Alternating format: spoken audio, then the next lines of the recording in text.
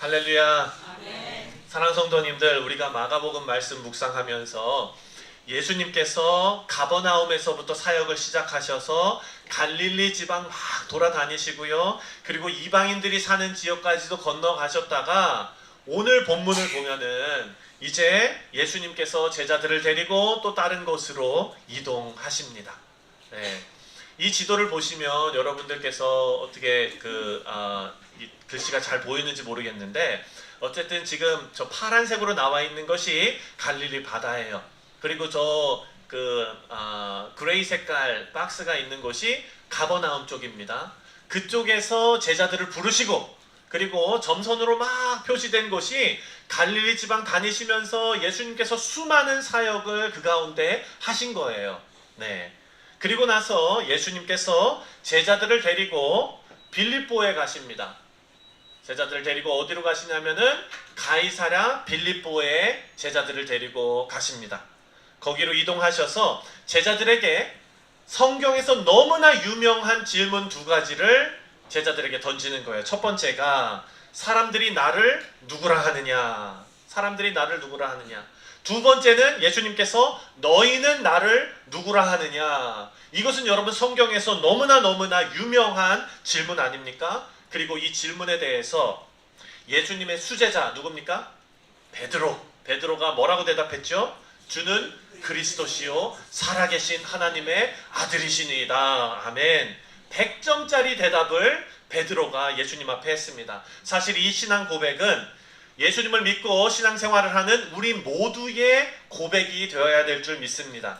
오늘 본문을 통해서 올바른 신앙 고백이 무엇인지 본문이 우리에게 알려주고 있습니다. 그것을 우리가 받아서 마음속에 새기는 시간 되기를 바랍니다. 먼저 생각해 볼 것은 예수님께서 왜 굳이 저기 지금 가버나움 그쪽 지역에서요 가이사랴 빌립보까지 북쪽으로 올라가려면 걸어서 3일을 꼬박 올라가야 됩니다. 걸어서 3일 동안 올라가는 그 길을 왜 거기까지 걸어서 예수님께서 그곳에서 제자들에게 이 질문을 하셨을까를 생각해 봐야 됩니다. 여러분 가이사랴 빌립보 그러니까 어떤 교회가 생각나십니까? 빌립보 교회가 생각나시죠? 네, 사실 빌립보 교회랑 이 지역이랑은 아무런 상관이 없습니다. 네, 그렇죠. 거기는 다른 데잖아요. 그래서 다 아시죠? 네, 저도 읽으면서 빌립보 그러니까 빌립보 교회가 먼저 머릿속에 떠올라요. 하지만 우리 알잖아요. 여기는 그 빌립보 교회가 아니에요. 그런데 왜 그렇다면 이 이름이 가이사랴 빌립보일까? 이름 속에 다 답이 있습니다. 가이사랴 그러면은 영어로 시저 아닙니까? 가이사 그러면 이 사람 누구예요? 로마의 황제. 그렇죠? 그리고 빌립보는 조금 나중에 설명을 할게요. 이 도시의 이름은 도시 이름 그대로 로마의 황제 가이사가 아우구스투스가 그 지역을 다스리는 유대의 왕 헤롯에게 도시를 선물로 준 거예요. 네. 그래서 헤롯이 다스리는 그 지역에 이 도시가 누구에게 받은 겁니까? 가이사에게 받은 거예요. 그래서 헤롯이 다스리면서 헤롯이 죽습니다.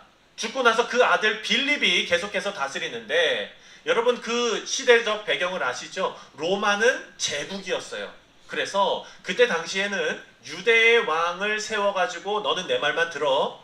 대신에 너가 여기 통치해. 이렇게 한 거예요. 이런 사람이 유대뿐이겠습니까? 여러 지역에 있었겠죠. 그래서 그 지역을 줬으니까 가이사라라는 지역이 많았을 거예요. 그렇기 때문에 이 헤롯의 아들 빌립이 그 뒤에 빌립을 붙인 거예요. 가이사라 빌립보. 네. 그래서 이 지역이 그렇게 되었습니다. 헤롯 왕이 죽고 나서 아들이 다른 도시와 차별을 두기 위해서 뒤에다가 이름을 붙인 거예요. 그런데 지금 오늘날 여러분 지도를 펼쳐가지고 이 지역을 찾으시면 가이사랴 빌립보라는 지명은 없습니다. 지금은 이 지역 이름이 뭐냐면은 바니아스예요. 바니아스. 왜 바니아스가 되었는지도 설명을 좀 드리겠습니다. 왜냐하면 이 도시는요 특징이 있어요. 어떤 특징이냐? 옛날부터 우상숭배 그러면 바로 이 지역이에요. 옛날부터 우상숭배로 유명한 도시입니다.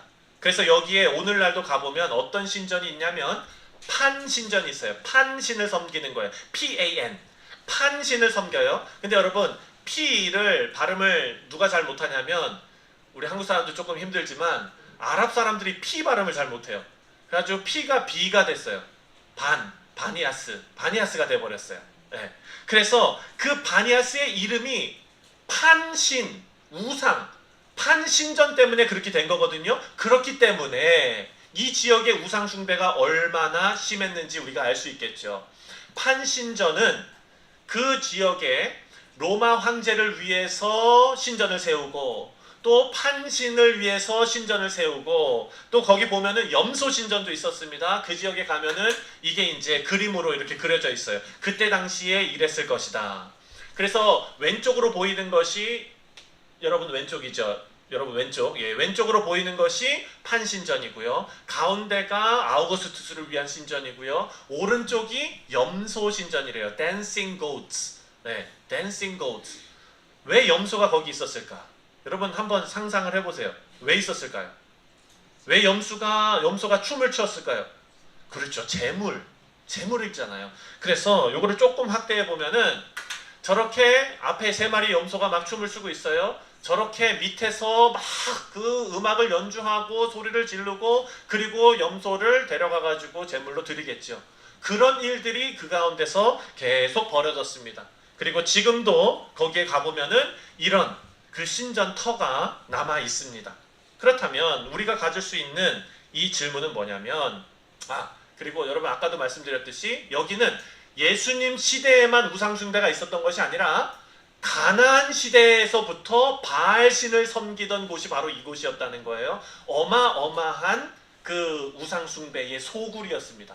그래서 여기에 지금도 가보면은요 물이 풍부해요. 네. 그렇게 제사를 많이 드리려면 물이 풍부해야 되거든요. 이거 씻어내고 막 해야 되니까 그 정도로 그곳이 그 우상숭배의 소굴이었다는 거예요. 그럼 우리 질문은 예수님께서 왜 이곳으로 제자들을 데리고 가셔서 이 질문을 하실까? 메시아에 대한 질문을 하실까? 왜 제자들을 데리고 구약에서부터 정말 그 유명한 예루살렘에 가가지고 말씀하시는 것이 아니라 왜 저 우상 소굴로 이들을 데리고 가셔서 거기에서 너무나 중요한 질문, 너희는 나를 누구라 하느냐? 이 질문을 왜 거기서 던지셨을까? 이걸 생각해 봐야 된다는 것입니다. 그리고 이 질문 던지신 후에 예수님 뭐 말씀하셨냐면 이제 나는 고난을 당하고 십자가에 달려 죽게 된다. 이것을 처음으로 말씀하셨어요. 사랑하는 성도님들, 우상 숭배의 특징은 딱 2가지입니다. 첫 번째 번영, 두 번째 힘. 우상 숭배를 원하는 것은요 번영 그리고 힘을 갖기 위한 것입니다. 그래서 우상을 찾고 우상에 절하죠. 사랑하는 성도님들, 저는 이제 TV도 잘 봅니다. 네, 항상 말씀만 보는 게 아니라 TV도 봐요. 근데 요즘에 새해 신년 들어가지고 여러분 TV에서 나오는 그런 프로그램 보면은 어떤 게 많이 나오냐면 신년 운세. 네, 정말이에요. 그게 이제는 TV 예능 프로그램에 역술인을 모셔다가 나는 어떻겠습니까? 이 프로그램 어떻게 되겠습니까? 아니 어떻게 이거를 방송해서 그렇죠? 저는 보면서 너무 거북하더라고요. 예. 그리고 그것을 맹신하는 사람들, 어머 다 맞아 이런 분들을 보면은 참 안타깝다라는 생각이 개인적으로 듭니다. 근데 여러분 생각해 보면 그들이나 그리고 오늘 본문에 나오는 그 지역에 살던 사람들이나 매한 가지라는 것이 깨달아지는 거예요. 왜냐하면 우리 프로그램이 왜 잘 되기를 원합니까? 바로 그것은 권력이고 힘이고 번영이잖아요. 내가 왜 신년 운세를 봅니까? 그거 내가 어려운 일 당하는 거 좀 피하고 잘 되는 일 더 잘 되게 하고 싶어서 그렇게 가잖아요. 사랑하는 성도님들, 이 마음은 인간 속에 계속해서 그 오래전부터 있었다는 것입니다. 사실 예수님을 따르는 제자들도 그들이 마음속으로는 내가 우상 숭배하고 있어 라는 것은 아니지만 예수님 따라가고 있지만 그 마음에 우상 숭배의 어떤 가능성이 있다는 거예요. 왜? 이들 마음에는 소원이 있었어요. 어떤 소원이냐? 유대 민족은 지금 로마의 통치를 받고 있습니다. 어느 날 예수님께서 혹은 다른 메시아가 와서 로마 정권을 다 무너뜨리고 유대인의 왕으로서 옛날 그 영광, 다윗과 솔로몬의 그 영광, 그 아름답고 찬란한 영광을 다시 재현해서 모든 나라들 위해 군림하면서 살아가고자 하는 마음이 있었던 거죠. 여러분, 이 마음이 두 단어로 하면은 힘과 번영 아니겠습니까? 그러니까 그 마음 속에는 우상숭배의 마음이 있었다는 거죠. 여러분, 이렇게 큰 역사적인 그림을 갖고 있지 않더라도 개인적으로 내 몸이 아프고 내가 쓸 것이 없고 물질적으로도 풍요해지고 싶고 그래서 예수님을 쫓았던 사람들도 분명히 있었다는 것입니다. 이렇게 예수님은 힘과 번영으로 상징되는 우상숭배가 가득한 지역으로 굳이 3일 동안을 데리고 제자들을 가셔서 거기에서 너무나 중요한 질문을 던지시는 거예요. 27절입니다. 다 같이 한번 읽겠습니다. 시작. 예수가 제자들이 빌립보, 가이사랴 여러 마을로 나가실새 길에서 제자들에게 물어 이르시되 사람들이 나를 누구라고 하느냐라고 물어보셨어요. 제자들은요, 예수님을 어떻게 생각하는지, 그 사람들이 어떤 반응을 보이는지 바로 아주 정확하게 예수님께 보고를 합니다. 28절입니다. 시작. 제자들이 여짜와 이르되 세례 요한이라 하고 더러는 엘리야, 더러는 선지자 중에 하나라 하나이다. 아멘. 여러분, 여기 보니까 이름이 나오죠. 첫 번째 나온 이름이 누굽니까? 세례 요한. 그 당시에 세례 요한을 헤롯 왕이 죽일 때 두려움을 느끼면서 죽였어요. 왜냐? 세례 요한을 추종하는 사람들이 너무나 많았던 거예요. 그러니까 세례 요한, 그러면은 그 이름에 따르는 세력들이 있기 때문에 세례 요한은 뭐로 대표되냐면 힘, 그렇죠? 권력. 사람들이 많이 따르면 그게 힘이 되고 권력이 되지 않습니까? 그런 거예요.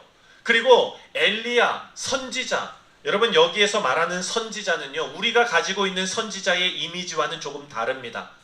이들은 지금 예수님을 선지자 정도로 보고 있는데 그 이유가 뭐냐? 우리의 이미지는, 선지자에 대한 우리의 이미지는 하나님의 말씀을 겸손하게 그대로 받아서, 그리고 그 말씀을 가감 없이 변형시키지 말고 그대로 전달하는 임무를 띈 사람. 그러니까 하나님의 일을 대신하는 사람이 되겠죠. 그게 우리에게는 선지자인데 이들이 말하고 있는 선지자는 그게 아니에요. 여러분, 그 신전에서 선지자들, 제사장들, 그 일들을 주관하는 사람들이 권력이 얼마나 셌겠습니까? 그렇죠. 그러니까 이 사람들은요, 예수님께서 죽은 자를 살리고 막 병을 고치고 먹을 것을 막 만들어내고 이런 모습을 보면서 강력한 선지자, 강력한 능력을 가진 어떤 사람이 나타났구나 정도로 본 거예요. 그러니까 이들에게는 예수님을 어떻게 다루겠습니까? 우리가 아이들 설교에서도 얘기했지만 그 큰 하나님을 축소해서 내가 알 수 있는 정도로 만들어가지고 주머니에 넣고 내가 힘을 가지고 싶을 때, 내가 번영을 누리고 싶을 때 꺼내서 쓰는 정도로 전락시켜 버리는 것이죠. 예수님께서 그 주변 도시를 다니시면서 복음도 증거하셨고요, 능력을 보이셨는데 이들은 그것을 받아들이지 못했던 것입니다. 제자들에게 다시 질문을 하십니다. 예수님께서 29절입니다. 시작. 또 물으시되 너희는 나를 누구라 하느냐? 베드로가 대답하여 이르되 주는 그리스도시니이다 하매. 아멘. 오늘 본문에는 나오지 않지만 다른 복음서에 보면은요, 베드로의 대답에 예수님께서 너무 기뻐하셨습니다. 복되다 하셨습니다. 베드로가 고백한 내용을 보면 주는 그리스도라고 말합니다. 이 말은요, 베드로가 예수님 없이 혼자서 하늘을 바라보면서 주님은 그리스도이십니다 이렇게 고백한 게 아니에요. 예수님께서 물어보시는 예수님께서 내 앞에 바로 있는 거예요. 그러니까 여기에서 주님은 3인칭이 아니라 2인칭이라는 거예요. 2인칭. 앞에 있는 예수님께서 그리스도이십니다. 예수님께서 그리스도이십니다. 이거를 고백한 거예요. 여러분, 그리스도는 기름 부음 받은 자, 구원자라는 뜻이죠. 이게 헬라어로 그리스도지만 구약의 히브리어로는 메시아 아닙니까? 이 단어를 메시아, 예수님께서 메시아이십니다, 당신이 메시아이십니다 라고 베드로가 고백한 것입니다. 그 지역 사람들은 예수님을 통해서, 예수님을 이용해서 번영을 누리고 예수님 이용해서 힘 가져보고 예수님 이용해서 자기가 원하는 것 얻어보려는 마음으로 예수님께 몰려왔지만 베드로는 달랐던 거예요. 정반대로 마태복음의 표현을 빌리면 베드로는 앞에 계신 예수님께서는 메시아로 오신 살아계신 하나님의 아들이십니다 라고 고백했습니다. 만약에 베드로가 예수님께서 메시아라는 사실이 뼛속까지 믿어졌다면 베드로가 알아야 될 일이 하나가 있어요. 31절에 나옵니다. 31절 시작. 인자가 많은 고난을 받고 장로들과 대제사장들과 서기관들에게 버림바 되어 죽임을 당하고 사흘 만에 살아나야 할 것을 비로소 그들에게 가르치시되 아멘. 이것이 베드로의 충격이었어요. 베드로는 그 전까지 예수님께 칭찬 들을 정도로 정답을 말하는 사람이었는데 예수님께서 칭찬해 주시고 바로 베드로의 쉽게 말해서 뒤통수를 치셨어요. 너 내가 메시아라고? 맞아. 잘했어. 그런데 나는 고난당하고 죽어야 돼. 이 얘기를 하신 거예요. 예수님의 이 말씀은 모두에게 충격이었습니다. 지금까지 예수님의 모습을 보면 그 지역 사람들이 흥분할 만합니다. 큰 이적을 행하시고 먹이시고 죽은 자 살리시고 이 소문이 얼마나 많이 퍼졌겠습니까? 예수님의 모습을 본 많은 사람들은 기대감에 넘쳤을 거예요. 뭔가 지금 일이 일어나는구나. 다윗의 왕국, 솔로몬의 왕국, 뭔가 지금 꿈틀거리고 있구나. 이제 줄 잘 서야 되겠다. 이런 생각이 들었을 것입니다. 그런데 예수님께서 베드로에게, 제자들에게 고난당할 것을 말씀하셨어요. 그랬더니 베드로가 당장 예수님 앞에 어떻게 했습니까? 메시아의 길을 막아섭니다. 예수님 안 됩니다. 절대 그럴 수 없습니다. 예수님의 반응이 책망이었죠. 33절입니다. 함께 읽겠습니다. 시작. 예수께서 돌이키사 제자들을 보시며 베드로를 꾸짖어 이르시되 사탄아 내 뒤로 물러가라. 내가 하나님의 일을 생각하지 아니하고 도리어 사람의 일을 생각하는도다 하시고 아멘. 여러분 충격이 여기에서 끝나는 게 아니에요. 충격이 한 번 왔는데 더 큰 충격이 왔어요. 34절과 35절입니다. 시작. 무리와 제자들을 불러 이르시되 누구든지 나를 따라오려거든 자기를 부인하고 자기 십자가를 지고 나를 따를 것이라.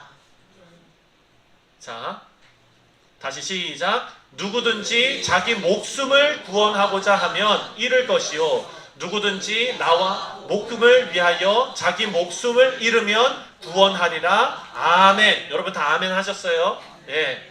제가 이 말씀을 읽으면서 35절은 여러분 우리 역사에 기록되어져 있는 말씀 아닙니까? 이순신 장군께서 그렇죠? 네. 살고자 하는 자는 죽을 것이요 죽고자 하는 자는 살 것이니라 막 그랬을 때 그 병사들이 와 했겠죠. 근데 여러분 다 그렇지는 않았을 거예요. 어떤 병사는 아마 나는 무슨 일이 있어도 이순신 장군 배에 같이 타야 돼.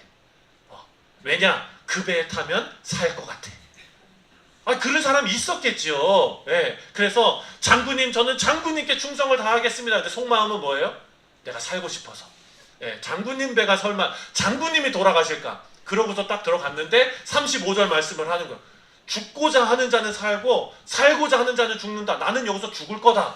그래서 이 사람이 잘못 탔구나. 이런 생각이 들었겠죠. 사랑하는 성도님들, 제자들이요 예수님 쫓아다니면서 정말 그 어떤 영광을 생각하고 있었을 텐데 예수님께서 죽으신대요. 그리고 예수님만 그 메시아의 길을 걷는 것이 아니라 34절 35절에 뭐라고 얘기하냐면 이 길이 사실은 니네 길이었어. 내 길과 너의 길이 같아 라고 말씀하시는 거예요. 사랑하는 성도님들, 이 말씀이 제자들에게 충격일 수밖에 없습니다.